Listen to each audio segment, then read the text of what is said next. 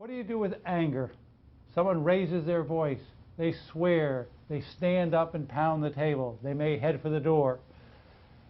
What do people do when their other side starts behaving in an angry manner? They tend to respond in kind. I raise my voice, you raise your voice. I swear, you swear. Forgetting one thing, good negotiators never lose their temper during a negotiation. This is carefully controlled. So when somebody starts looking angry, ignore their anger and continue to behave cooperatively.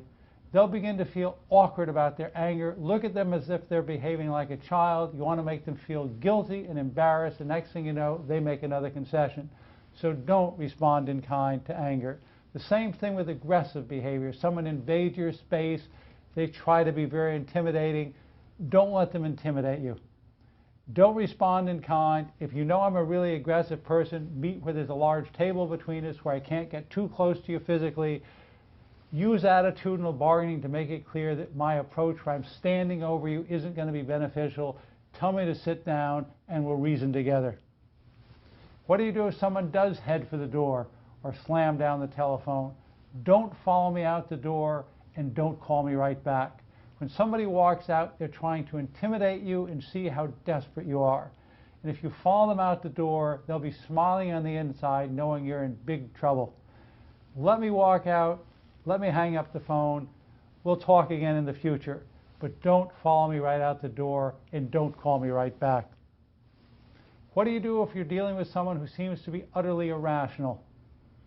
Remember one thing, you will rarely encounter someone in our global economy who is successful who doesn't have all of their wits about them. It is so hard to be successful having all of your wits, let alone being irrational. So most of the time when someone appears to be irrational, they're being crazy like a fox. They're behaving irrationally to intimidate you.